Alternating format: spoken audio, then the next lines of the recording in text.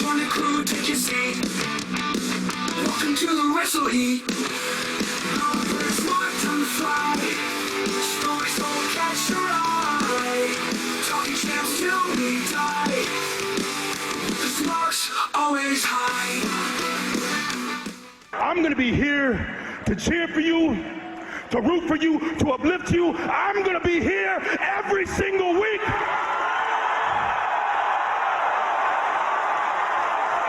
To serve as your managers.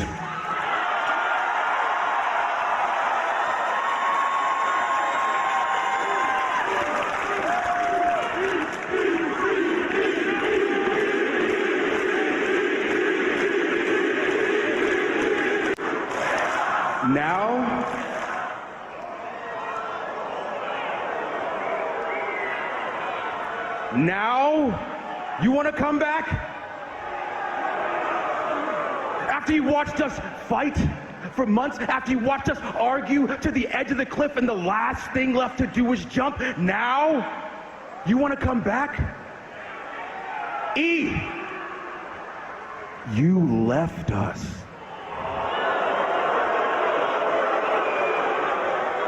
I broke my neck. What do you mean? I've been doing my best. You left us, E.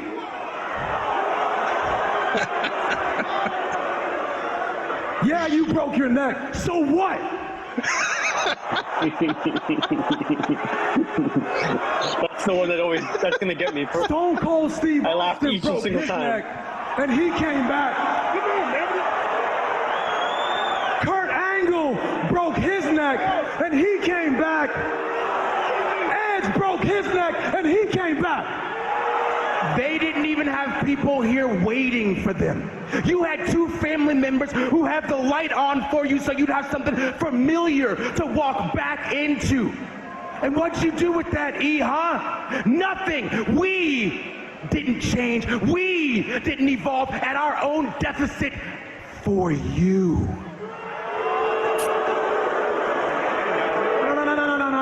No. E, you mean to tell me that as big as you are, as strong as you are, plus with the fact that you never even had to have surgery on your neck, you mean to tell me that you couldn't have been back here a long time ago if you wanted to? I've been meeting with doctors, I've been doing scans, I've been x-rays, MRIs, I've been doing my best to get back. We've heard it all before. You know what happened to me, E? I tore my Achilles tendon off the bone, and I actually had to have surgery. I was back in 9 months for you. If you really, truly cared about us, you'd have been back here a long time ago. You'd have been by our side, clapping by our side, encouraging us, cheering us on, galvanizing us. But nah, you chose your new life over us. You chose your new projects over us. You chose your new girlfriend over us. You, broken neck or not, you chose yourself over us. And matter of fact, E, let's stop teasing all these people. Let's tell them the truth, E. You are never going to be medically clear. And since that's the case, why don't you get the hell out of this ring? This is so good. And get back to your desk where you belong. And we'll call you if we need you. I'll be back. Sound going off again. Sorry, guys. All right, it's okay, Robert. That's basically all I'm gonna play, anyways. Oh shit, Robert's gone. I don't know why he's having that issue where his sound keeps cutting out and shit. But anyways, welcome to the Malapert's Mark podcast. That was Robert, who will be back in a second. Hopefully, the frozen Asian. I also got Vlad, the wrestling expert, right here with me. So we're starting off the show hot. We listened to a segment from Raw from this past Monday night, the second, I think it was, right? December 2nd? Can't believe it already. Yes, in yes, December. we're in December. Yes, we are. Time is flying. That's freaking nuts. Well, anyways, while we're waiting for Robert to get back, I will mention that this was an intense scene, and we have some ratings for it. So we've already reviewed this on our YouTube posts. You guys sent in some comments and some ratings on our Malapert Smart rating system. Here, let me. This was watch along mode, so I had to put it real tiny in the corner. You guys had to zoom in when we do that. But anyways, so for our reviews for this storyline from Monday Night Raw, the Kofi Kingston and Xavier Woods New Day heel turn, we all got 2 thumbs up on this. So all 3 of us loved it. All right, so there's 2 thumbs up. That's kind of rare that all 3 of us go 2 thumbs up. But even from you like this, and you have not been a fan of this whole New Day heel turn program or whatever they've been teasing up till this point. But anyways, while we're waiting for Robert to come back. I think he's back. He's back. Oh, he is. Hold on. Sorry. There he is. All right, then. Sorry. All right, I got you guys all on the same screen. Cool. All right, well, anyways, I'm going to go first with Vlad. So, Vlad, the floor is yours. I'm going to give you unlimited time to speak on this since it's our first opening topic of the day. Let's get your review on this. You loved it, and it's a rare love 2 thumbs up from you for a New Day segment. Actually, the first that I've ever heard of. So, Yes. Let's hear some thoughts from you, man. Anything you want to say about this, we're interested to hear. Well, yeah, as you were saying, been critical in past episodes of their breakup or the potential breakup and everything that's been leading up to it until last week when they had that massive fight backstage where they were just throwing bombs at each other, right? And we didn't know what to expect when they had this reunion, this special reunion, but we all expected potentially, at the very least, they would break up, right? But man, this was surprisingly one of the best things I've seen on WWE television. I was surprised, to say the least. To say the least, this was really, really good. I mean, the heel turn, we didn't see it coming exactly like that. We thought Big E would come in and they would kind of join and it would kind of maybe end in a happy situation where everybody was like, they were reunited and he he would galvanize them and he'd be their manager. Kind of like he was trying to do in the beginning, right? But they were like having none of it, which was so unexpected. Like they were in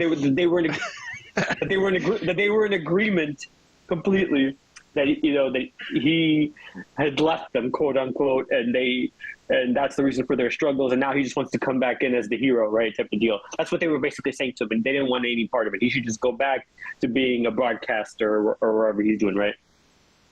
Man, it was great. I mean, it almost seems like all that build-up that I didn't like was worth it to have this segment. It's what it felt like, I have to be honest. Like, despite everything I said prior weeks, you could throw it out the window because this was a great segment. I mean, a great heel turn. I couldn't predict that type of booking, that they would stay together, but they would be heels. Because Kofi really hadn't. It was creative. It was creative. I'll give him that. Kofi really, I mean, we thought Xavier obviously has been the heel of this whole thing since the beginning, but you wouldn't think Kofi would actually join him in this heel turn. So, well done. I mean, great stuff. And hopefully this leads to the New Day actually being serious, a good tag, because these are good wrestlers, good workers, and they could, if they're serious, I'm going to enjoy this, and I'm going to enjoy their work, hopefully, and if you put them in anything creative as far as feuds going forward. But obviously love this, and I'm hoping that they don't make a mockery of New Day again and actually make them a serious tag team. That's what I want to see, not like the kids stuff that they were doing for the past when they got popular. Let's just go for it and be real wrestlers, That's it. I'll leave it at that. All right, cool. All right, let's jump to Robert, the Frozen Asian. Thank you for being on the show today. Yes. I'm glad you've gotten over the technical difficulties. Hopefully that'll last throughout the show so you could be with us. But yeah, let's hear what you thought of this. You also gave it 2 thumbs up while you were off. We gave the ratings that we posted on our Raw post. So there you go, Robert. Let's hear what you thought of it. This was great. So, man, if I were to come up with a list of maybe like 5 potential outcomes of this New Day 10-year celebration, like what could possibly happen during the celebration, this wouldn't have been on it. I definitely did not see this coming. I thought either one of them would turn on each other, like Kofi would turn on Xavier, or vice versa, or maybe Big E talks them into just reuniting, or they just decide to peacefully go about their separate ways and just disband, or something like that. Like one of those 3 things could have happened. I did not see this coming. that was crazy. Wow, that was quite the surprise. And you know what? I think they needed this. They needed an angle like this to spice things up for them, because there hasn't been really anything interesting about them in recent, I was gonna say months, but I could probably say in recent years. There hasn't really been anything that interesting about them. So this is good for them. So we'll see where this goes. Yeah. Good coherent storytelling that they had this idea and they went through with it. So I'll give them that. Big ups to Big E. Great use of Big E since he's out injured. This was freaking perfect. And I thought the acting specifically by all 3 guys, was tremendous. None of it seemed fake or phony. It seemed like, well, I don't know. I'll just say it.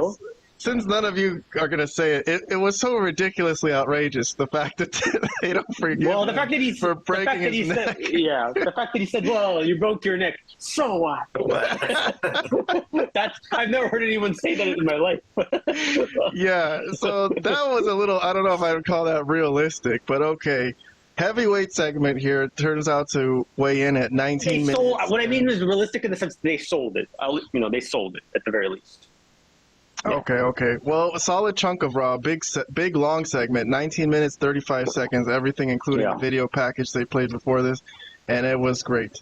All right, so that was the first topic of the day. Let me introduce our panelists. I start the show now, just jumping straight into an angle, so I don't get a chance to introduce Vlad and Robert, but let's say hello to you guys. You're going to be here we're doing 10 angles today, and trying to not go over that because, man, we're trying to stick to an hour, but it's hard to do it. Everything in a week of wrestling in an hour. It's even if you run through it, but we'll do our best. Thank you for anyone who's out there listening to the Malapert Smart Podcast YouTube. Every Sunday night we record with Vlad and Robert if they can make it, and we do the week in review of AEW and WWE, which are the 2 major wrestling companies in America, the United States right now. But I've had my 2 friends with me for, I don't know, we've been doing this for over a year, and these are the 2 mainstays on the show. Vlad, the wrestling expert. He's got AEW sucks in his background for anyone who's just listening. But and that ain't changing. Until. All right. Well, if there's any AEW fans out there, we're sorry, but he's one of them critical wrestling fans that has to, criticize things he doesn't like. But it's okay. It's all in good fun. Yeah. I guess I'm just supposed to like everything. I don't know. Yeah, I don't know what the deal is with that. I mean, I think it's okay to criticize things and be critical. Movies, whatever, TV shows. Yeah, it's the same thing. After we watch an episode, we go straight to reviews. What did people think of it? Was it good? Was it bad? Did people like it? Did people not like it? I've tried to change the language on our show here to change it from, because we're not really experts. You know what I mean? Although I'm a Malapert Smart. I admit I'm not a wrestling expert. I've never worked in the business. So I think we kind of changed our language from when we first started this show, from whether we think something was good to whether we actually liked something, which is good, and then we could just explain why we liked it or why we didn't like it. So that kind of softens the blow, I think, when we quote unquote criticize. Vlad isn't, criticizing, saying it's bad. He's just saying he doesn't like it. These are the reasons he doesn't like it. But okay. No, I say it's bad. All right. Fine. You can say it's bad if you want to. But our rating system is based on whether you liked it or not. Yeah, I got you. All right. Well, anyways, we'll cover some AEW later a little bit today. Not too much, but this was a week highlighted by NXT, had their pay-per-view deadline. on Saturday, yesterday, and Robert the Frozen Asian follows NXT with me. Vlad doesn't watch NXT, he doesn't have time. But Robert's going to be there with me to comment on this stuff. So, Robert, the Frozen Asian, thank you for being on, man. Appreciate you. How you doing? I'm good. Good. I'm glad. If anyone deserves to be good, it's you, man. So thank You're you. the best. You're the best. All right, you too, Vlad. I hope you're good too. But anyways, let's move on with the wrestling. This is a wrestling podcast. We don't want to talk about anything else. You know, people have asked me to start another podcast where I talk about things other than wrestling. I've thought about it. I really have. I've flirted with the idea, but I really don't want to. All I want to talk about and think about is wrestling. All right? I review every single storyline from every single show on American television via our YouTube posts. Check that out. But for the purposes of this show, I choose the 10, not best ones, but whatever I think will make interesting conversations to talk about with Vlad and Robert here. All right, so let's move on from the New Day's heel turn, and let's stick to Raw. So this is still December 2nd, Monday Night Raw, and we're going to jump to the whole Seth Rollins and CM Punk thing. They went at it again. Let's show some clips. I'm not going to play a lot of highlights like I used to or try to summarize it in detail. I have instead started posting historical references, the videos where we review in our reviews, so that the links are in the description. If you really haven't seen any of this and you want to, you can go watch it and come back. So I'm not going to do a full-on summary, so we can just get a review, but I will show some highlights of this.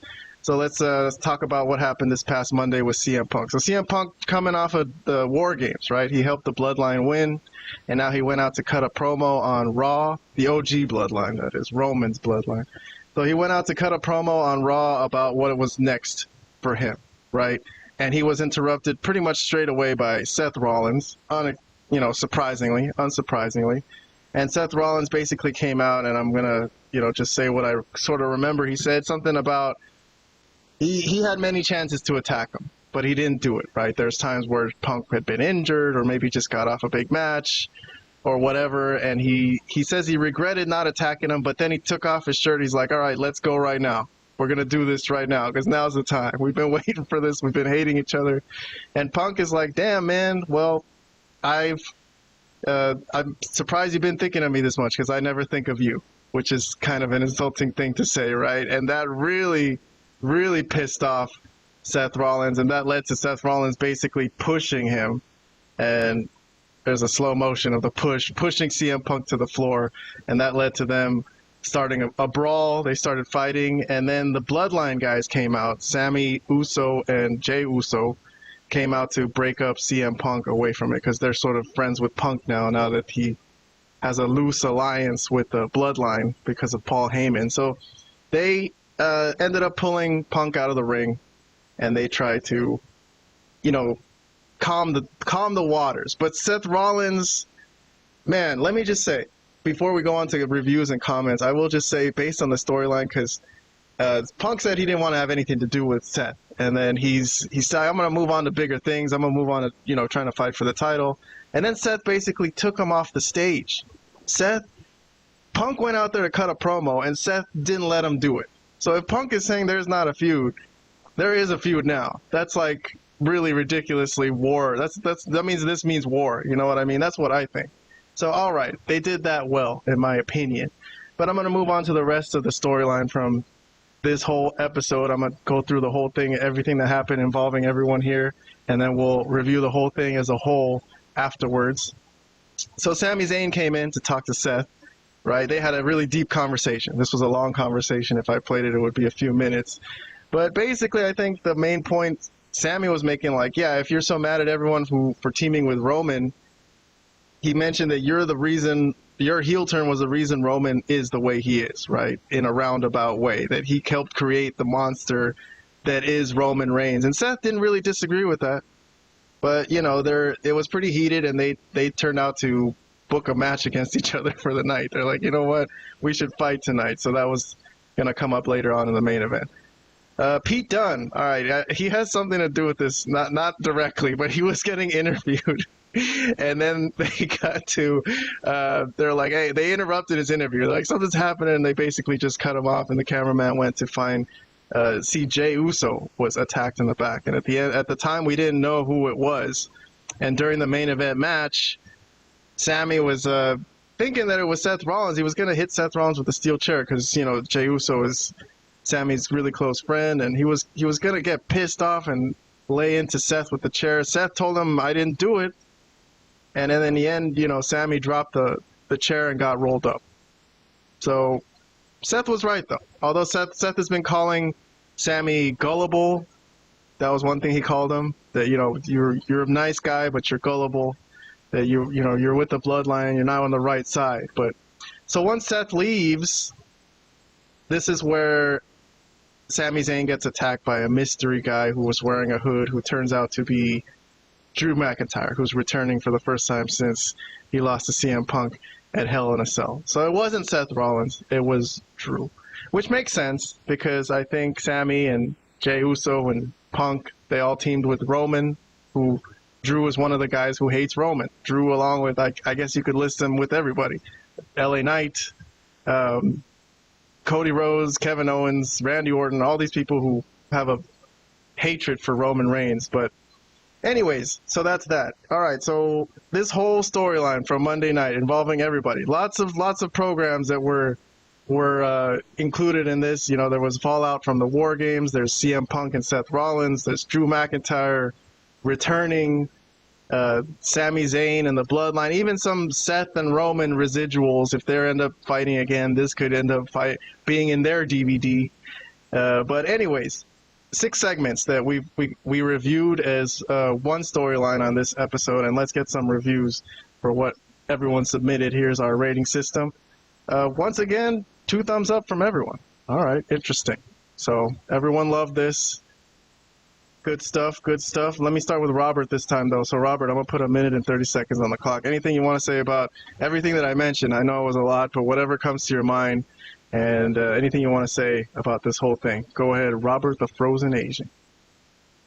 This was awesome, especially that opening segment involving CM Punk and Seth Rollins, and then Seth Rollins with Sami Zayn.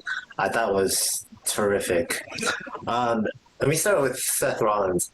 I know many times I've said not so favorable things about him, but whenever, I don't know, anytime he does a promo specifically involving either Roman Reigns or CM Punk or both, I don't know, he always just knocks it out of the park. And this one, and this time in particular, like, he did it really, really well. He was terrific. So this is the type of promo that I wish I saw from Seth Rollins more often. I'd be a bigger fan of him if this happened more frequently. But you know, instead of just a crazy laugh and the dancing that he's known for, that Seth Rollins from this past Monday, amazing, terrific work.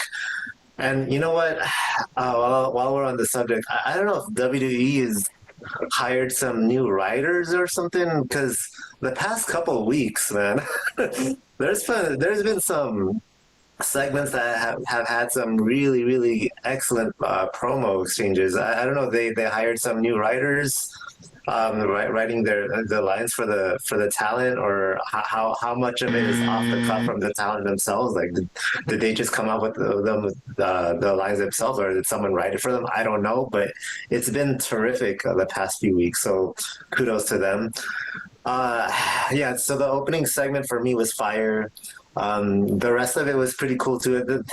If I had only one criticism, it's just maybe it has to do with more so about Sami Zayn. I don't know, like, why he thought it was Seth Rollins that attacked Jay. It doesn't make sense that, or at least for me, that he would believe that so much. Like, that was the first thought that came to mind, that it had to be Seth.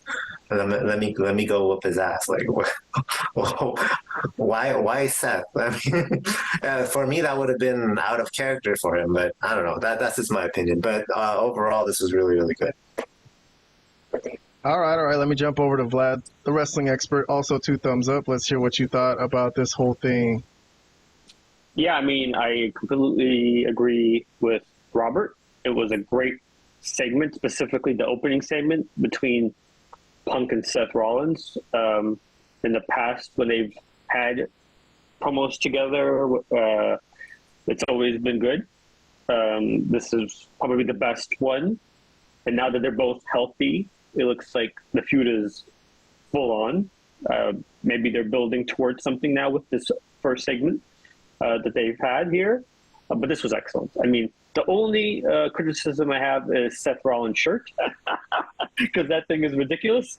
It's not his worst one. No, but the see-through shirt, the red see-through shirt, is not a good look for anybody that's a wrestler at the very least. It's not very menacing to me. But other than that, this whole thing was great. The promo work was great. The push was fantastic. The fighting that they had before it was broken up was great. The stuff with Sammy and Seth kind of back and forth leading to their match at the main event at Raw, I thought all made sense, was well done. Given the history, I know these guys wrestled for years together at Ring of Honor and developmental in WWE. I know so they have a history. So it's good that was kind of pointed out. Here, let me ask something. Really quick. Really quick. Good to have Drew back in the fold. Yes, that's what I was going to mention, because neither of you mentioned Drew McIntyre at all. So yeah, I did want to put that in right before. Drew is one of my favorites. I'm glad he's back. I thought the main event was a little clumsy, how they did that. Like, he held the chair, but then he got rolled up. Didn't really love it. And as Robert said, what? He thought Seth beat up JY just because he has issues with Punk. It just didn't really make a lot of sense. I mean, maybe you could say, oh, Sammy could just convince himself that because that's who he's fighting. But yeah, good to have Drew back, because he's one of my favorites. Yeah, well, I kind of see, since we're going to see on SmackDown, there's a thing where they're starting up some talent exchange because of the move to Netflix and all that stuff. So right. I have this feeling that Drew might move to SmackDown, because I think if he's involved with the Bloodline, he might sort of be involved with Punk, and I think he might just get this shot in, maybe something else next week, and I think he'll move on to SmackDown. That's my guess. I'm just making a prediction, but maybe. We'll see. All right, let me move on to our third storyline of the day. This one comes from SmackDown. It's December 6th, a couple nights ago now when we're recording, and this is after the Intercontinental title qualifying tournament match, I guess, that Tiffany Stratton won. They cut to the commentators, and Michael Cole was getting a message that something's happening in the back. All right? So they cut to the back, Byron's there, and this time it's the Street Profits who are attacked, and they have a tag team title match against the Motor City Machine Guns later in the night. So they basically can't make it because they got fucked up, attacked, and then Motor City Machine Guns, Alex Shelley and Chris Sabin talking to Nick Aldis, like, hey, you know how they're fighting champions, right? They're like, hey, man, those are our opponents. Who are we going to fight now? They got to have a match. You know, they want to defend the titles. They're not here to fuck around. They didn't just come to SmackDown for no goddamn reason. You think they want to go to Minneapolis, Minnesota? Fucking freezing. 20 degree weather. So anyways, Johnny Gargano comes up, and Johnny Gargano comes up with a great idea. He's like, well, we can take the spot. We're ready. DIY, me and Ciampa, all right? And Nick Aldis is like, wait, man, I don't know about that. And Motor City's like, yeah, fuck yeah, man. We don't care. We'll fucking fight you. You know who we are? We're Motor City Machine Guns, man. So, all right. So Ciampa and Gargano. This is another thing that's been brewing lately, kind of like the New Day, where they've been giving hints of them having dissension, and Ciampa wants to be more cutthroat, and Gargano's too nice a guy. So they're arguing during the match, and they had a little spat. I don't know if this was a work, supposed to be a work, but Gargano pushes Ciampa. I don't know if that was supposed to throw people off, as you're going to see something happens in a minute. But while Ciampa's over here distracting the ref, Gargano with a low blow, and basically the heel turn. So second heel turn of the week. I was seeing some questions online, some polls asking which was the better heel turn. That was one poll I saw. Really? Okay, or DIY. Who the hell would ask that? Nobody asked. At the time, I thought this was really good, but looking at that New Day segment again earlier, the New Day segment was definitely like fucking top class. This was not bad, but let me see. Come on, bro. So there, so there's Ciampa, and they turned heel, and finally Gargano did an about face, and they're the champions now, and they're pretty. Oh, this was pretty funny. I'm gonna play this as a watch along actually when they're in the back, and Candice LeRae, Gargano's wife comes along, and Ciampa goes. He wants to call his kids and tell them they're not losers. We're not losers. We're not losers. Did you guys see that? Yeah. Oh, is that what he was saying? Daddy's not a loser. Tell the kids. Oh, that's Tell the kids. We ain't losers. We are the champions of the world. Daddy's a genius, man. Daddy ain't a loser. Anyways, so there you go. DIY heel turn on SmackDown. Second one of the week. Second major heel turn of the week. And Street Profits didn't get their tag title shot that they were promised, and the Motor City Machine Guns, who accept any and all challenges, ended up losing their tag team championships. All right, reviews. Let's see what we got. So this was a 4-segment thing that I counted as one storyline in this show. And let's see. Let me pull up the Malapert Smart rating system. For anyone who's unfamiliar, this is how we rate how well we like whatever we're reviewing on this show. But for this one, let's see. I got Vlad with a half thumbs up. All right, so you were kind enough to at least say you kind of liked it. So you didn't not like it. Robert with a thumbs up. Robert liked it. And me with the only one with the 2 thumbs up. Oh, what the hell, bro? I fucking love this, bro. I love it. What are you talking about? This was not... Oh, it was not as good as the New Day one, but I still loved it. What do you want me to say? Anyway, okay, all right. Let's start with Robert this time. Robert, since you gave it a thumbs up and you liked it, you enjoyed it, so let's hear your thoughts on this whole thing. This was cool. This is another unexpected swerve, and then okay. They needed something, something interesting, just like the New Day needed something interesting. The only difference, the one big difference is New Day had their time to shine a long time ago, and then they kind of fell off a bit. So for DIY, for me, they've never really been in the spotlight at all. So maybe this will bring them to the spotlight for the tag team as the champion. Yeah. So here's something interesting, and yes, this is also another turn that I did not see coming. I don't think this is anywhere near as comparable to the New Day turn. I mean, because this was more of the traditional type of heel turn that we usually see in wrestling. The way the New Days happened was a lot more unique. It doesn't usually play out that way. Right. So I don't think it's comparable. Now, yeah, and I did like this. The only thing I would have done differently if I was, a booker in WWE, I would have probably had this happen in a PLE, not on a SmackDown. But it was still cool for what it was. Yeah, they got enough going on these PLEs. Hold on 1 second. I forgot that I didn't notice that I didn't change the number of the episode. None of you reminded me. Thank you so much, but it's okay. This is episode 138 of the Malapert Smart podcast. We've had 137 of this. We've been talking wrestling for over a year now. And Vlad, I don't think you've had reviewed one Johnny Gargano and Tommaso Ciampa DIY segment the entire time. But here you go. No, well, wait, you must have. 1 minute and 30 seconds. I must have at some point on SmackDown, right? Oh, you mean like... I think they've come along in passing, but I don't think we've literally reviewed one of their segments specifically. Oh, yeah. But go ahead, Vlad. Half thumbs up, but you were shaking your head at a lot of what Robert was saying, so let's hear what you have to say. Well, I wouldn't say this was good or awesome. It just was. It was okay. I mean, it was an angle. I mean, I thought it was kind of predictable that Gargano was going to turn heel here. I mean, it was pretty obvious from the get-go. They kind of... on this night, while you were watching this match on this night, you expected him to turn heel? I don't know. I was kind of surprised. I mean, yes, because this was the title match. So if it wasn't here, when was it going to be? So if it was the title match was weeks down the line, then that's when it would have been. But I'm just saying, it was all very predictable, and I'm not really a big fan of Ciampa. I mean, I hear good things, and based on his look and his work in NXT, from what I've been told, he's very good, but. I haven't seen any of that on SmackDown or anything that would make me like Ciampa. I mean,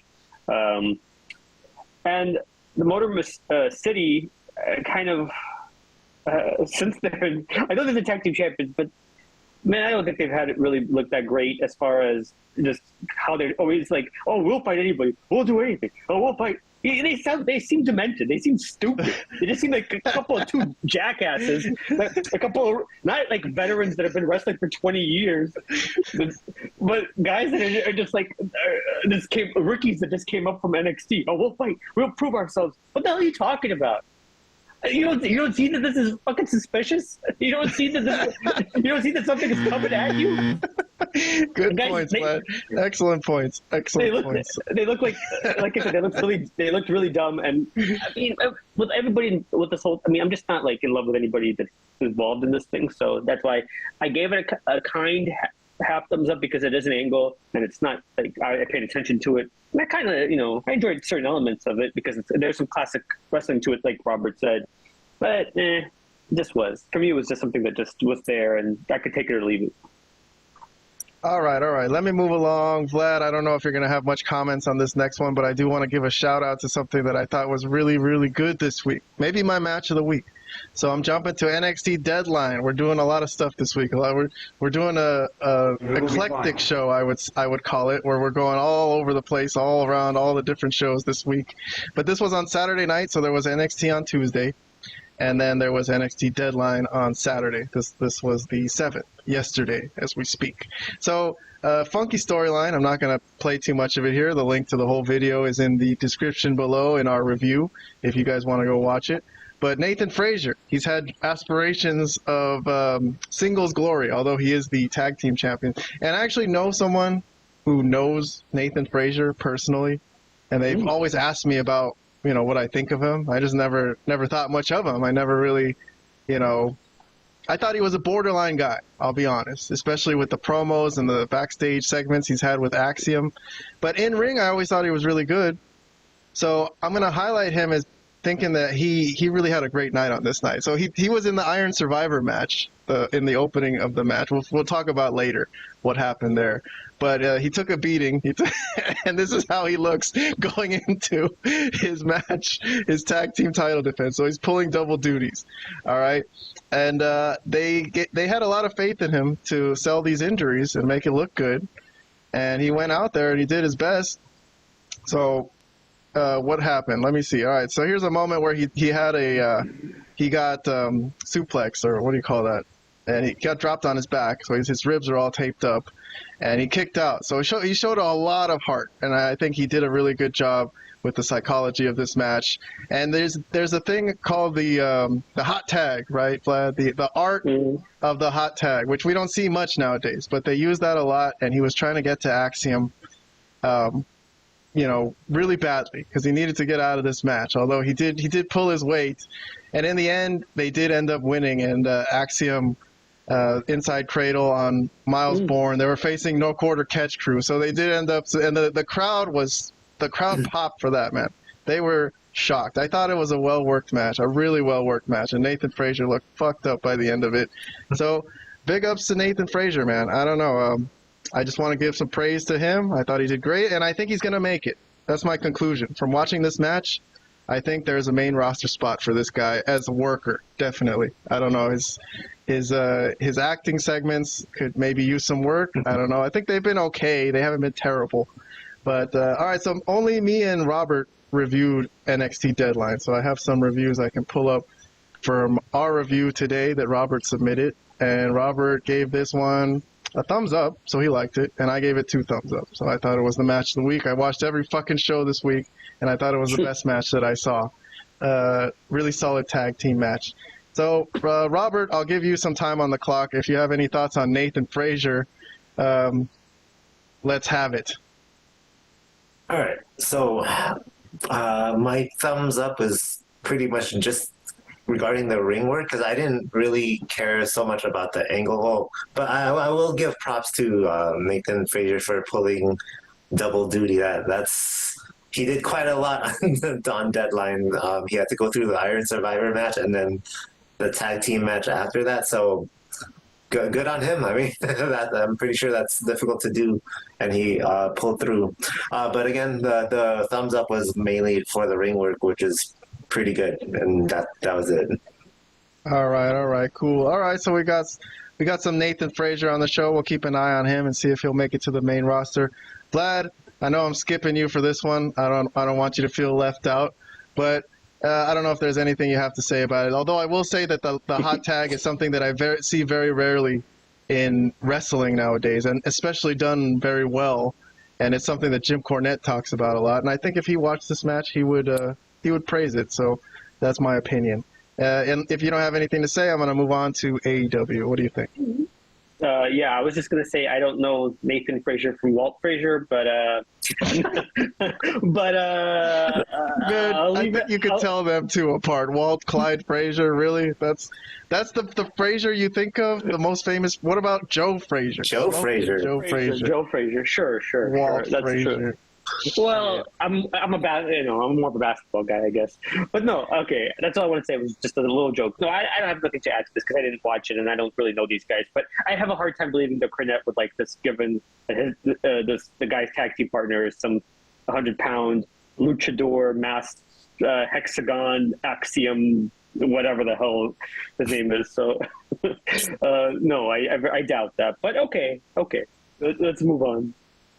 All right. I did want to get that into my top 5 topics. I consider our top 5 topics of the day here very prestigious, and I thought that was good enough to make our top 5 topics. But I'm going to move on.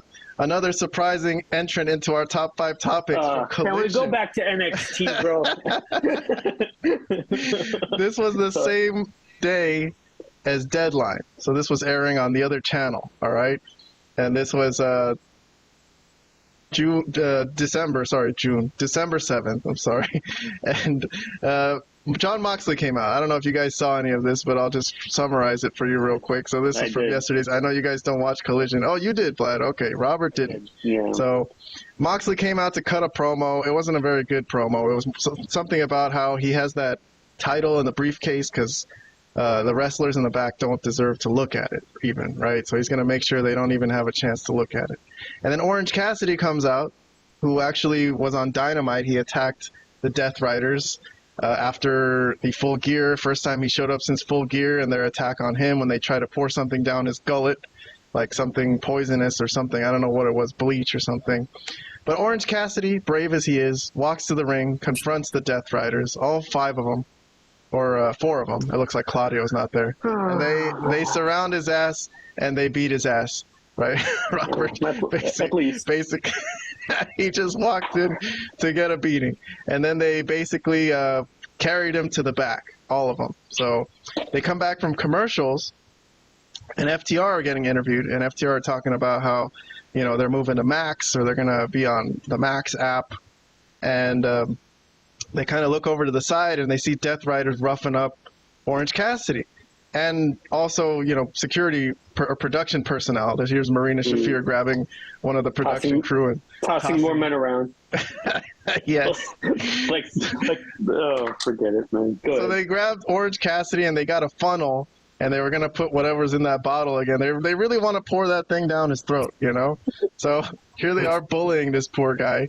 And FTR come out of nowhere, and finally they enter the fray and enter this storyline. So, all right, this Death Riders thing, it's been kind of one of their top storylines in recent AEW history. So I do want to keep up with it and kind of week by week see what's going on with it, if it's going anywhere. I mean, nowhere.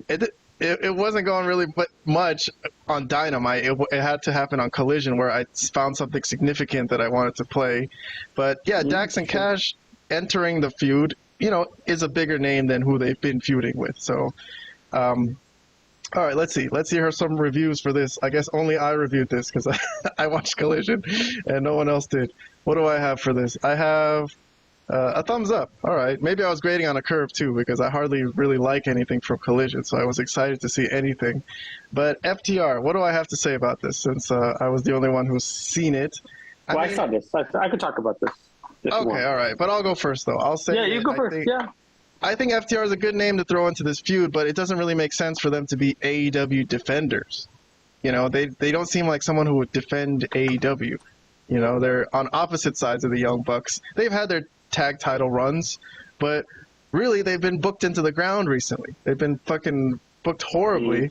They've not been doing shit except trying to put the Outrunners over by just trying to get them over. If you want to get them over, let them beat you or something. I don't know what the fuck they're doing.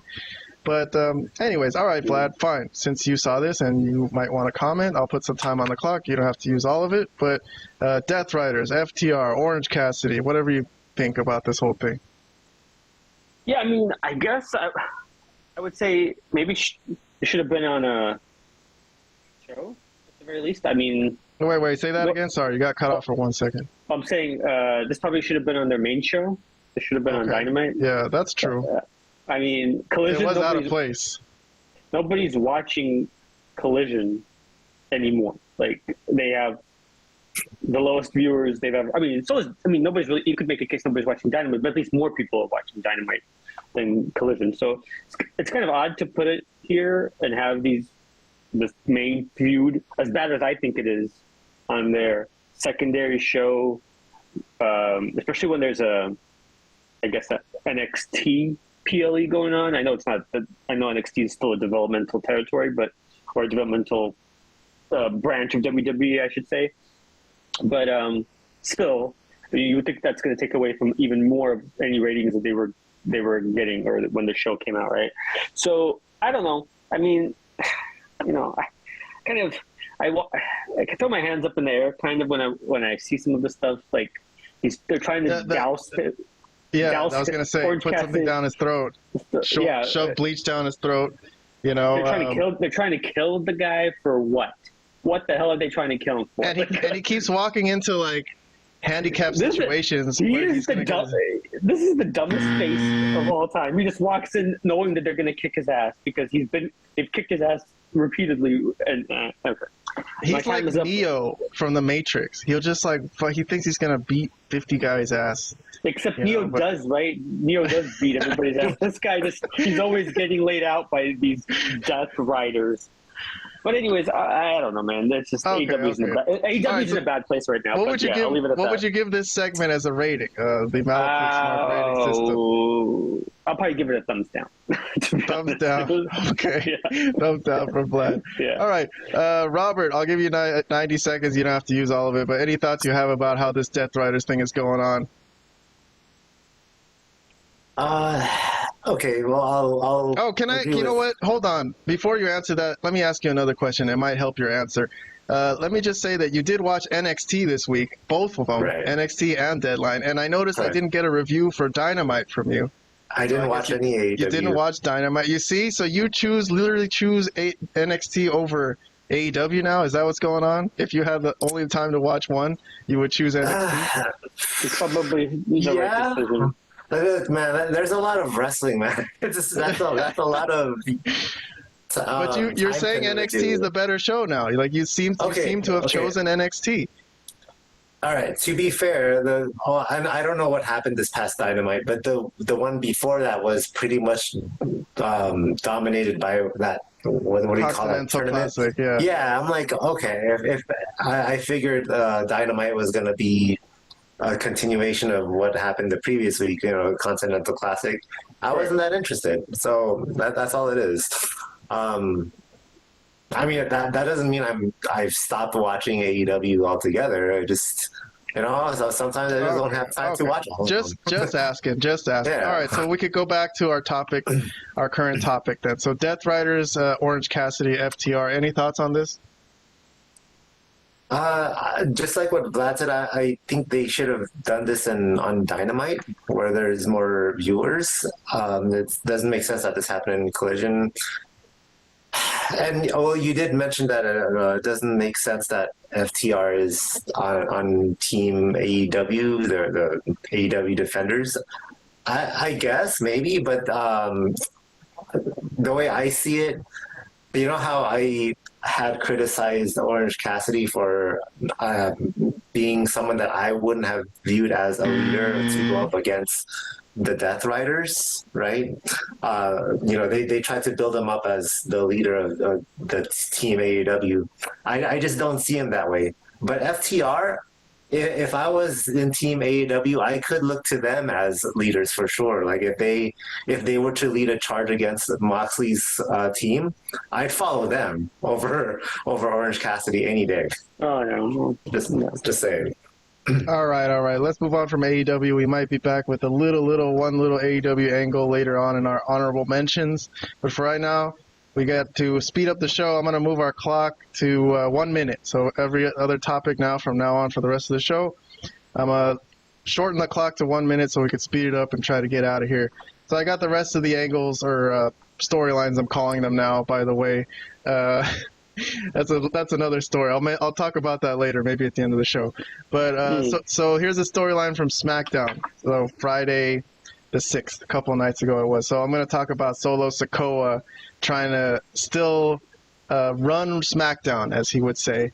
But let's go through some of the synopsis of what happened for today's single episode storyline here involving the Bloodline. So there was some fallout to what happened at War Games. Again, some things that we didn't know this past week when we recorded our last podcast. We reviewed War Games, but we didn't know everyone fucking broke everything. Like literally everybody.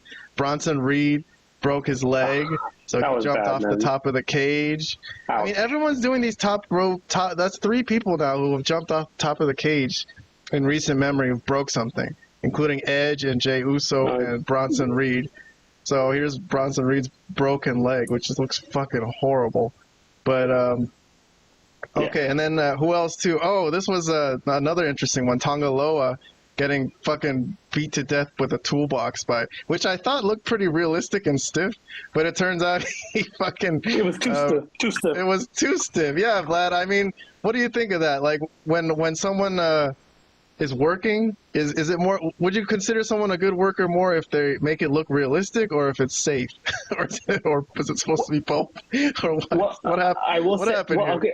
Well, I will say, if that was the way he was actually injured, then yeah, that's not good for even. I love Punk, but that's the whole point of wrestling, is to make it look like it's real, but not injure someone. So, I mean, no, I don't think this was. If this is actually the way he got injured, not good, not good. Even as much as I love Punk, not a good look. Yes. All right. So he's gotten injured. Now he injured somebody. Okay, so torn bicep for Tonga Loa. He's also out indefinitely. So Solo's bloodline is weakened. So they went down from 5 guys to 3 guys. Now he only has Tama Tonga and Jacob Fatu. So here's another segment where they're going through security check. And they've done this before where they would get mad at security. And this time Apollo Crews is there and they beat up some security personnel. This was a great bump this one security guy took into the fucking guardrail. But... anyways, basically their storyline ended in the night when the U.S. title people were coming out. Shinsuke Nakamura, LA Knight, which I covered this in a separate storyline in my review. But for the purposes of this one, I'm just going to mention that the Bloodline came in and just ruined the segment, ran roughshod on the show, as they would say in the old NWO days, and just left basically everyone laying. I mean, not Nakamura. They let him go. Solo said let him go. So Nakamura left, and then I guess they beat up Andrade and LA Knight. So there you go. That's the segment for the Bloodline this week. Not much. No Roman, nothing like that. But I got some reviews. Let's see what you guys thought of this. I got a thumbs up from Robert, so Robert liked this, and a half thumbs up from Vlad. I gave it a thumbs down. So I don't know if I'll let you guys go first, and I'll give my thumbs down afterwards. Although I think since you guys have been talking to me all these past weeks, I think you know where I'm coming from with my thumbs down. But I'll start with Vlad, the wrestling expert. Go ahead. So you gave this a, a half thumbs up. So 1 minute on the clock. Man, I can't believe what I'm going to say here, but the only thing I liked about this whole thing is not even involved in the angle, is Nakamura. God, things are bad for the new Bloodline, because I don't really care that they beat up LA Knight or that they beat up Andrade. That was fine. I mean, they got involved and they wanted to say that, hey, we still have some, that we're still badasses. I mean, look, obviously I love Jacob too, and I think really highly of Solo as well. But actually, Nakamura is starting to grow on me slightly, believe it or not. This new version of Nakamura. week by week that he kind of looked a little badass with the black mist kind of trickling down his mouth as the bloodline was kind of like circling around him. I thought that was kind of cool.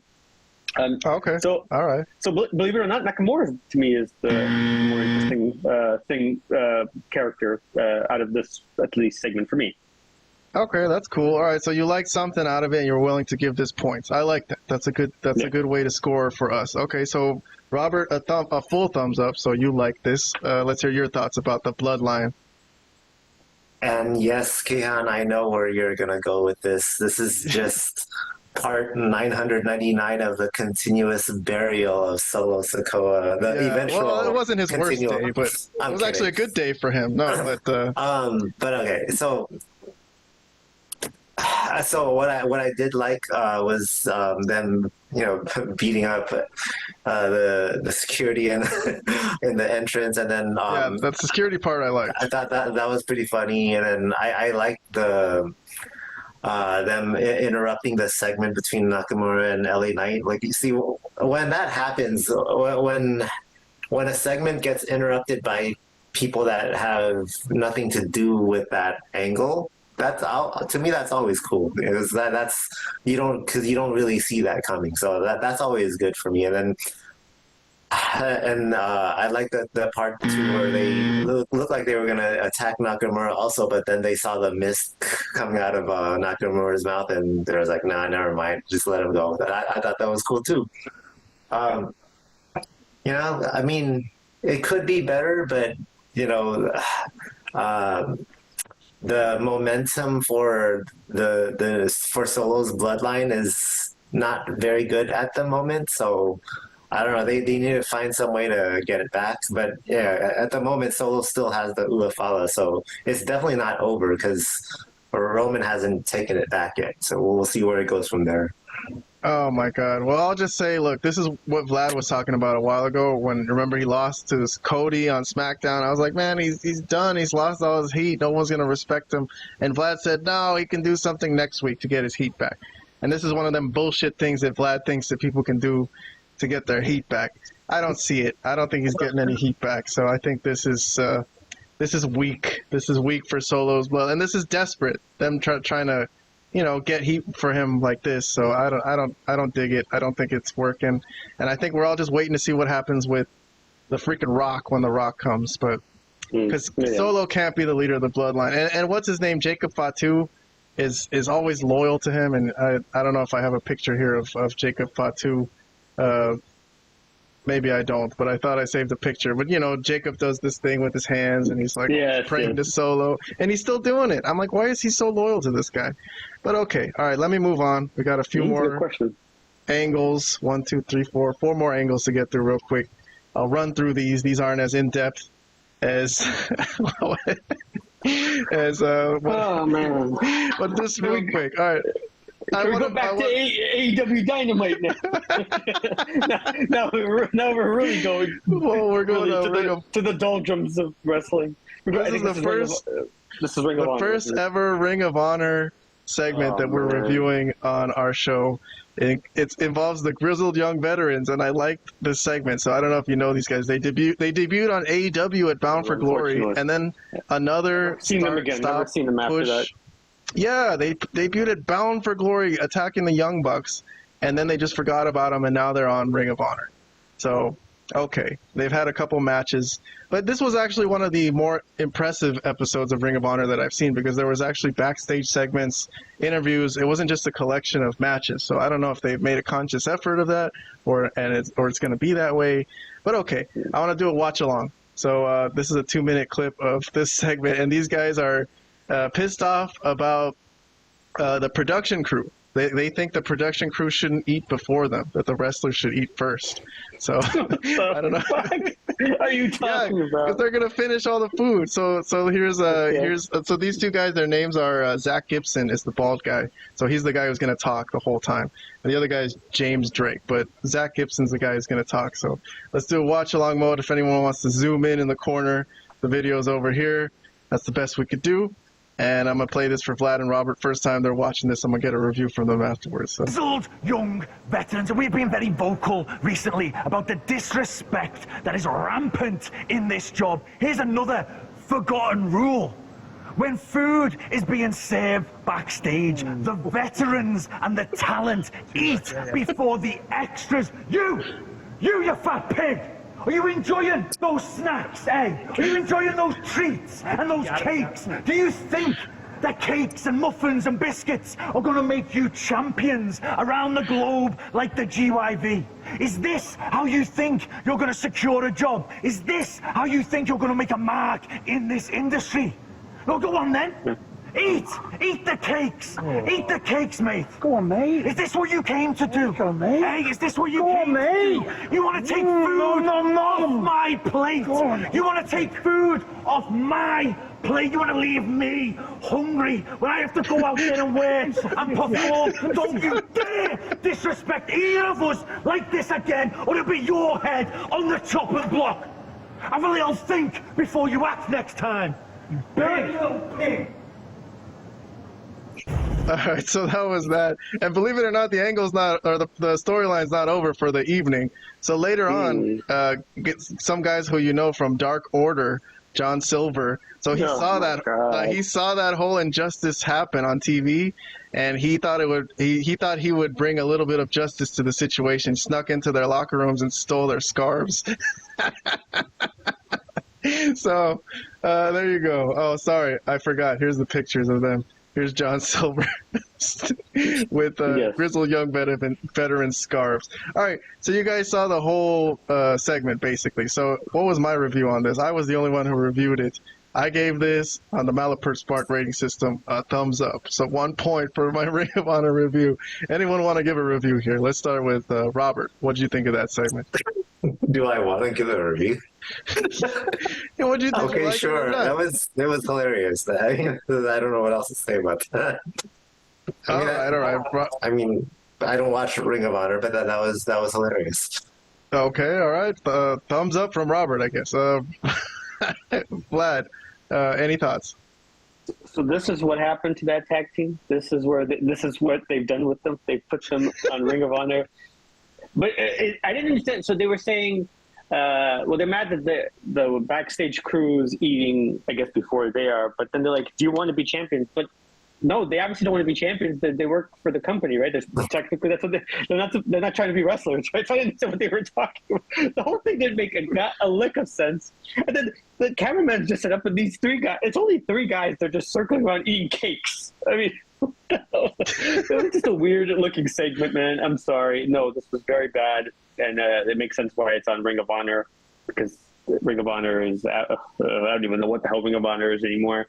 And then knowing the Dark Order is involved makes me, that puts the nail in the coffin of this whole thing. So, yeah, no, this was bad. I probably a thumbs down. Yeah, that's my grade. Man, I actually like it. I'm actually looking forward to this grizzled young veterans Dark Order feud. At least it was something. People are asking for storylines, because Ring of Honor so far would have just been like them having a match. Now they have an angle. Cut their, stole their but not a good angle. I mean, kind of a ridiculous, stupid angle. All right. Well, let me move on. I don't want to spend a lot of time on that one. I did want to mention it, though, because it amused me. But I'll stick with Ring of Honor because, very weirdly, this was the biggest star I think that's ever been on Ring of Honor on Honor Club. It's our favorite, Chris Jericho, the learning tree.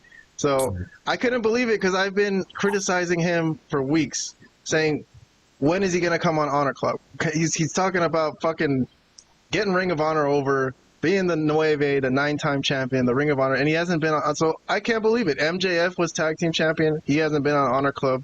So, all right, I'm surprised. I'll give a little bit of kudos to him for fucking actually doing it.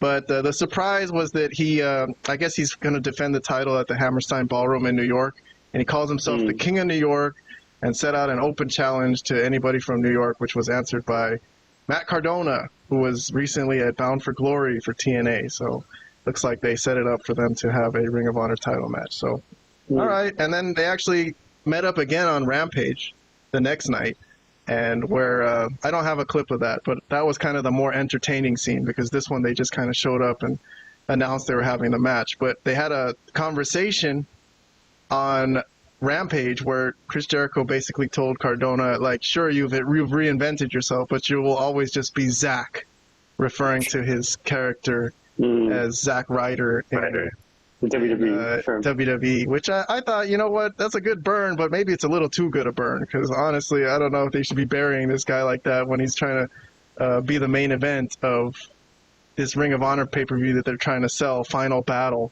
So, okay, I think it's a decent matchup, and I'll just mention that happened on Ring of Honor in case anybody wants to know. I don't know if anyone wants to give comments. I mean, look, it's probably the only time we're ever going to talk Ring of Honor on this show.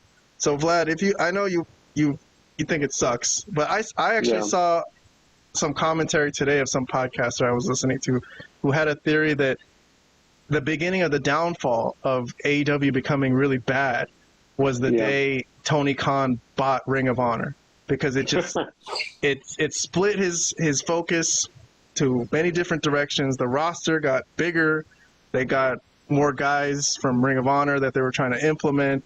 They put the Ring of Honor titles in the AEW show, so just a big mess. I don't know. You don't have to comment on Chris Jericho specifically, but if you want to give any comments on Ring of Honor, I'll put a minute on the clock, and if you want to speak on it, or you could skip it, whatever you want to do. Vlad, you first. No, I'll speak on it. I guess that theory of this unnamed podcaster that you said that, I would say there's something to it in the sense of it's okay to purchase Ring of Honor and have like the video library, but to have like this internet show that you have to, I guess, pay. I mean, I know whatever, or $10 a month. $10 a month to watch their weekly show, which is just basically dark matches. For the most part, which is developmental. It's their AEW dark show. I can't believe that's developmental. Like, are any of these guys going to be on the main roster? These guys are just guys that are not being used on their main shows. They're getting reps. Everyone says these guys should get reps. They're getting reps. Well, they're getting reps, but I mean, this is like Ring of Honor is like, when is this like this is taped, like right before Dynamite or right before Collision, or I don't know. It's hard to figure out when it's actually taped, but in kayfabe wise, it's supposed to be on Thursday nights. So. Well, I don't know what to say, bro. I mean, Jericho, one of the great hindrances of actually making AEW currently a watchable product. I just feel so bad because the guy was actually one of my favorite wrestlers for so long. But he's really ruined his legacy being in this company, what he's done the last couple of years, in my opinion. A real bad look for Jericho the last, 3-4 years. But all right, I'll leave it at that, man. I'll just leave it at that. All right. Robert, if you have any comments, this is your chance. Otherwise, we will move on to NXT Deadline, Women's Iron Survivor. All right, no thoughts on Ring of Honor. For you, if it disappeared off the face of the earth, you wouldn't give a damn. It has disappeared from the face of the earth, bro. It's dead. Ring of Honor is dead. It died when Tony Khan bought it. That's it. It's dead. I mean, some people would say it died before that, but okay. Well, yeah. I mean, that's true too, probably. I'm going to move on. So this is from NXT, guys. Not from Deadline, but from the actual NXT weekly show from Tuesday. So, Vlad, I want to get your opinion on this finish, if you think this was an interesting finish. So this was a last chance fatal four-way, they called it, for the last qualifier, last person to qualify for the women's Iron Survivor match. So, man, this was a stacked fucking match, Robert, for a bunch of losers bracket people like Jada Parker, Ren Sinclair, who's probably the weak link in this, but Kalani Jordan and Cora Jade. So here, let me skip to the finish of the match. Let's see if I could get to it. Sorry, I got a lot of pictures of Cora Jade. My bad. But okay, nice. So this is the end sequence. So Cora Jade's on the floor, and I think Kalani Jordan first with a 450 splash onto Cora Jade, and then on top of that, Jada Parker drops Ren Sinclair on Cora Jade as well. So Cora Jade is fucking dead. She's on the floor. She ain't getting up ever. So here's Kalani Jordan in the corner. Jada Parker's going to run across the ropes and try to put a move on her, but her rival, Lola Vice, who hates her, has just come on the apron, and she's going to try to back fist Jada Parker and Jada Parker's gonna duck, and she accidentally hits Ren Sinclair, who falls onto Cora Jade, and that's how she gets the win and becomes the last member of the Iron Survivor match. So I'll show a replay of it from a different angle. But Lola Vice and Jada Parker end up fighting off. But Kalani Jordan looks all stunned of what happened. But here it is again, Vlad, in slow motion. So here's Jada Parker. She's running. She thinks she's going to run into Kalani Jordan right here. But Lola Vice just pops up out of nowhere. And then here's the back fist.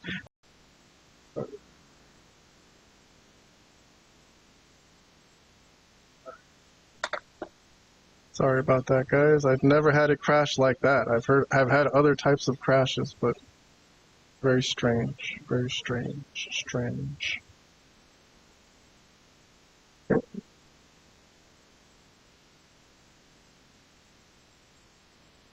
Okay. Let's see what we got. All right, I'm going to press start. I'm going to go 3, 2, 1, action. All right, guys. It's time. It's that time of the show. For honorable mentions, we've done all the angles we're going to do today, and I'm just going to mention a couple that I thought was worth mentioning and having some time on our air today. Eric Bischoff, Vlad, what about that? You see him? Did you see his segment? You don't even watch NXT, huh? I didn't really see it. I mean, I knew you told me he was going to be there, and I kind of saw a little bit of it, but I didn't really pay attention too much. How about this NWO member? Oh, yeah. That's cool. That's cool. That's cool. Yeah. Anyway, so he mediated a segment between Trick Williams and Ridge Holland, which I thought was a good segment. Ridge Holland called Eric Bischoff what is he, a has-been podcaster? At least he's a has-been. I mean, shit, Ridge Holland's never been even, so I would rather be a has-been. But anyways, this was a good segment. It ended with a DDT onto the announce desk, and Ridge Holland does these amazing, like, what do you call them? Faces where he seems like he's just like in intense pleasure after he, destroys somebody. Intense pleasure. All right, well. Intense pleasure. All right, what did me and Robert rated this segment? But we gave it a thumbs up. So both of us liked this. But they did have the match. They had that Ridge Holland Trick Williams match at the Deadline pay-per-view, and Trick Williams won. So I'll just mention that. I'm not gonna go over that one. I thought this was the better segment for me.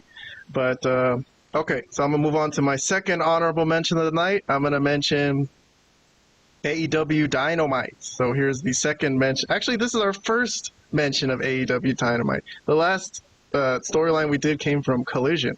So this is the only thing that from Dynamite that I'm putting on this show today, which is kind of weird. So this is the first time the Acclaimed have talked to Max Castor recently, although he's been had this new attitude, kind of been a dick, kind of been his own guy, but he's facing Swerve, where they had like a really funny segment last week when Max Castor disrespected Swerve. But hey, how about a rap? You guys want to hear Max Castor's rap? I don't think Robert heard this. So Max Castor's promo headed to the ring. I'll play this in watch along mode so we won't get clipped for copyright. But here's Max Castor talking about Swerve Strickland.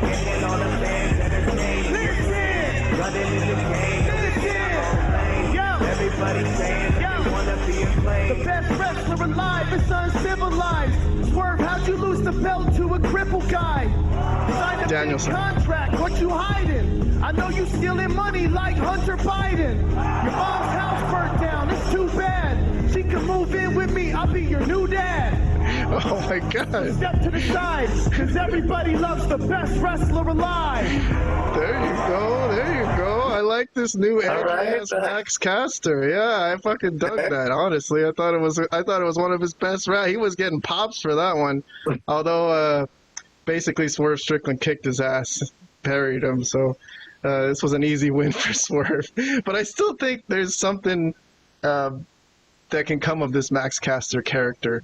Although, let's see, I think me and Vlad rated this segment. We reviewed this angle for this match between Swerve and Max Castor, including his rap. So I think I gave it a thumbs up, so I liked it, mostly for Max Castor's rap. And Vlad, an indifferent. So Vlad didn't like this or hate this. But anyways, I still have hope for Max Castor. I think he could be like a fucking Weasley type of heel who doesn't necessarily need to win all the time. He could keep getting heat, especially through his raps, and he's just really fucking funny to me. But Robert, if you don't have any comments on that, I'm gonna move on to my last honorable mention of the night. What do you think? Oh yeah, just move on. All right. Last thing on the show. Oh, SmackDown. So this was from December 6th. This is KO and Cody Rhodes pull apart. So Chad Gable actually came out to defend KO and give the common notion that a lot of people think that Cody Rhodes is just not a good friend. He just takes advantage of people, uses them, and then isn't a friend afterwards. So they wanted to interview KO tonight. Michael Cole was supposed to, but KO wouldn't leave his car. So he's like, if you want to interview me, you got to come to my car. And Michael Cole had to go out in the freezing cold in Minneapolis, Minnesota, and go to Kevin Owens' car to interview him, which was pretty fucking funny. And then at the end of the show, I think Cody beat Chad Gable, and it ended up KO did end up entering the arena. Well, for some reason, Cody lost his leg, his boot. I didn't really watch the match that closely. I think he didn't lose his leg, but yeah. Yeah, no, he lost his boot. I'm sorry. His one leg is exposed, and then after he beats Gable, Kevin Owens shows up and does a nice little stomp on his foot, and then this turns into like a crazy pull apart with a lot of crazy images of them two screaming and yelling at each other, and all of security trying to keep them apart, and they're supposed to face off at Saturday night's main event next Saturday, I guess. Next Saturday. Yeah, it's like a PLE. That sounds like a PLE. But okay. Basically, it is. Let's see some ratings for this. What do we got? I got 3 thumbs up from the 3 of us. So all of us like this. All right, going pretty well for Cody and KO. Any comments for you on this one, Vlad? You want to talk about Cody and KO? Yeah, I thought most of this was good except for the stuff with KO and the messages through Twitter, and then the car interview with Cole was kind of weird. It didn't really feel. I like the camera where it didn't feel organic because there's never going to be a camera organic in your car. Yeah, I know, but I still liked how it looked, honestly.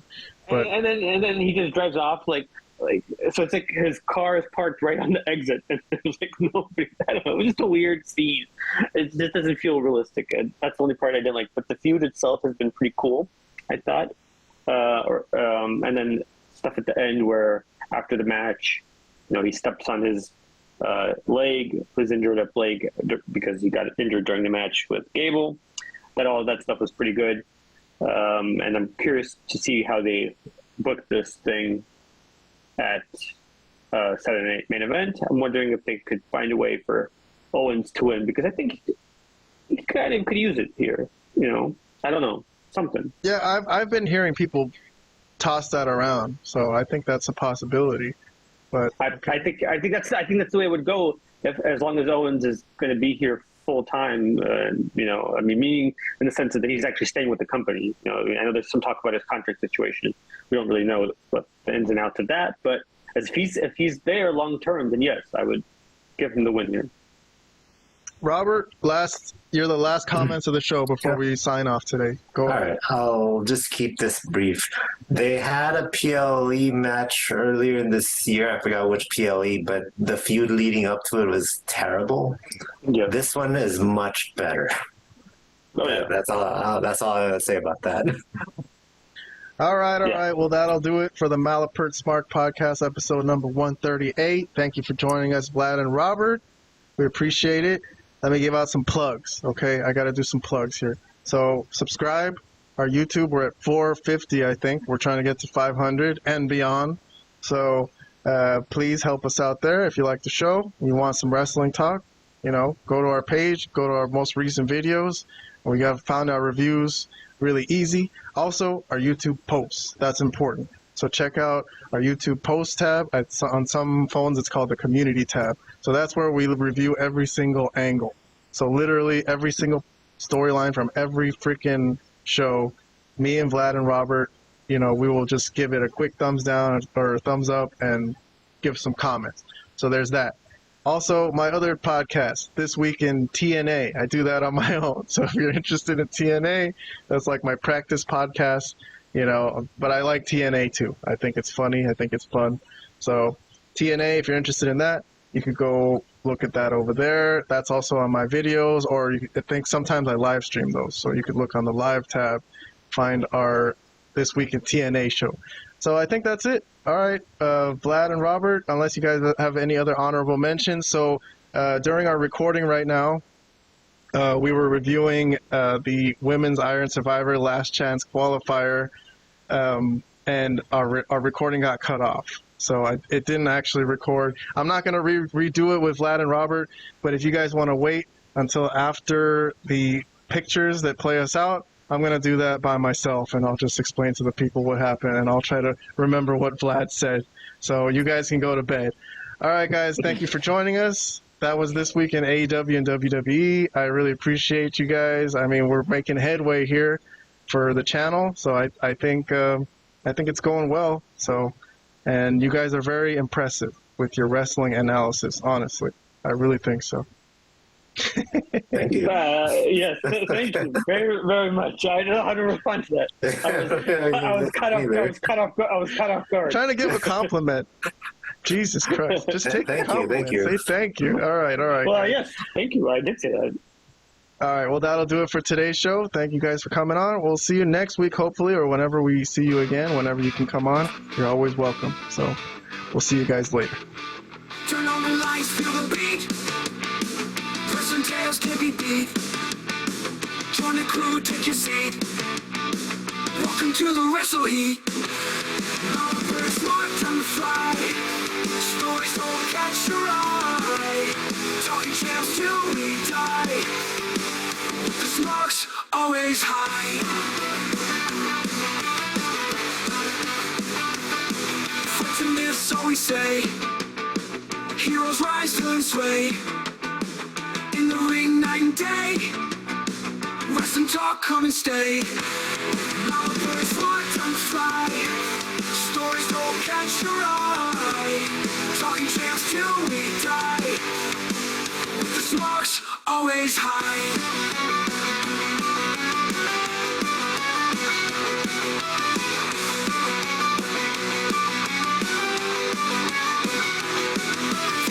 Crash and cheer, all the news you wanna hear. Belt and fame always near. With the crew, have no fear. All the birds fly, time to fly. Stories don't catch your eye. Talking champs till we die.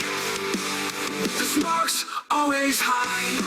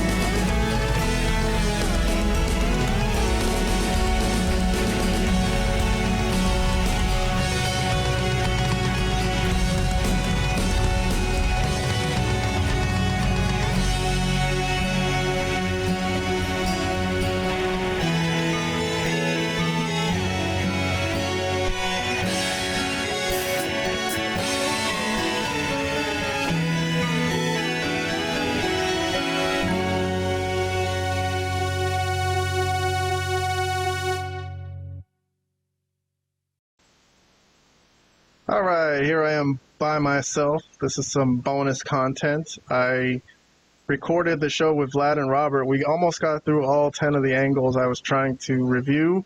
And then in the middle of the 9th angle of Vlad's, or my computer, I don't know why it just froze and stopped recording.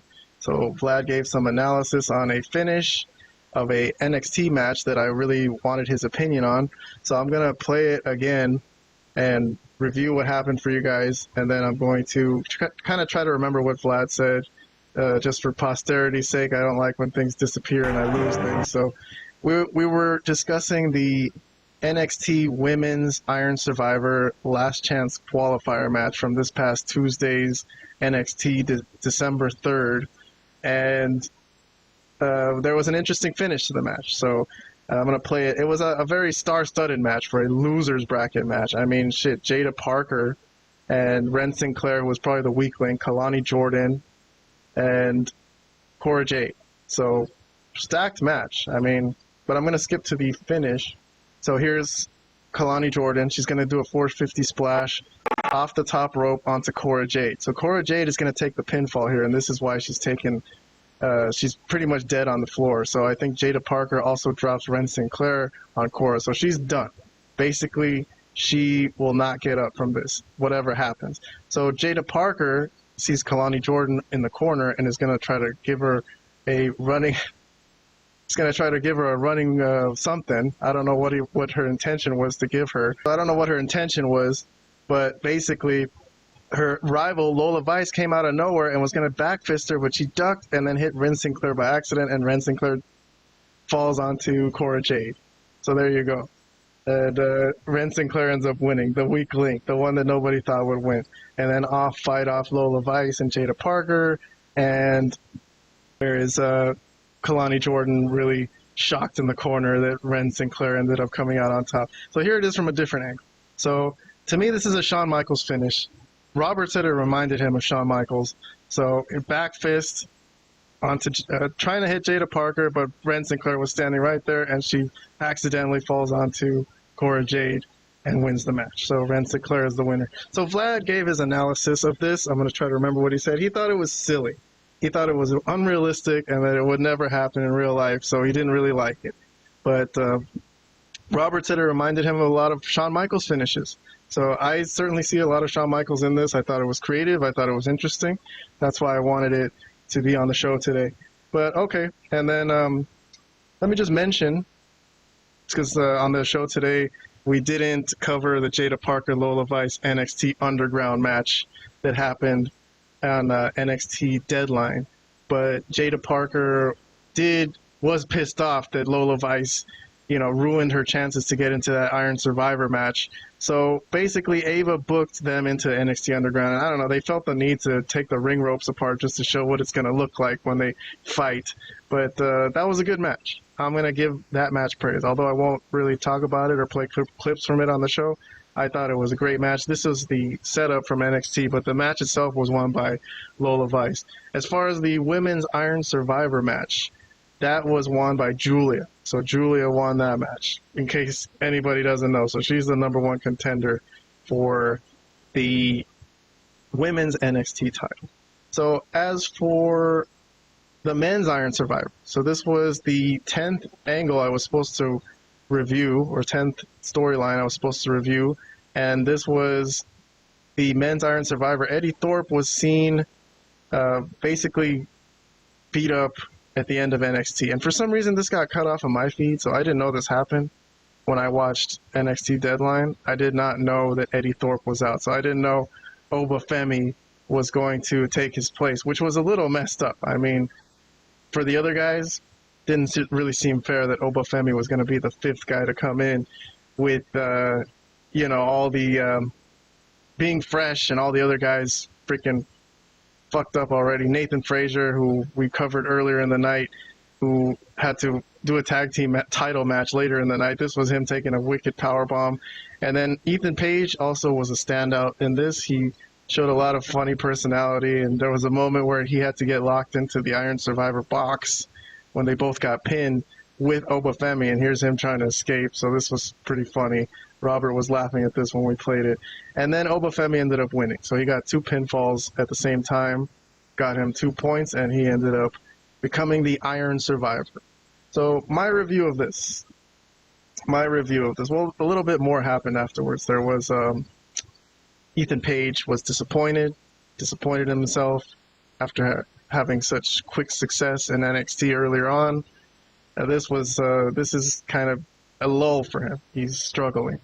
And then Ava even mentioned, she was getting interviewed by Sarah Schreiber, and she mentioned that this was probably hard on the guys, and she acknowledged that it was weird, but it is what it is, and the result is what it is. Obafemi is the #1 contender for the NXT Championship. So what did we rate this as? I think I have a rating from me and Robert. So me and Robert gave this thumbs up. So we both like this. I mean, I liked it more for the aftermath and for, the Ethan Page drama and I guess the Eddie Thorpe thing, I don't mind because that can turn into an angle too. So some good things came of it, although it just did seem really odd to me that Obafemi got such an easy spot. I think it was too obvious he was going to win once he came in as the last guy. So, all right, that was some bonus content for you guys. Sorry that we didn't have Vlad and Robert on this segment. We did record this review with them, and it didn't record. So I did it on my own, and I try to remember what they said as best as I can. But, all right, that'll do it for this edition of the Malapert Smart Podcast. We'll see you when we see you.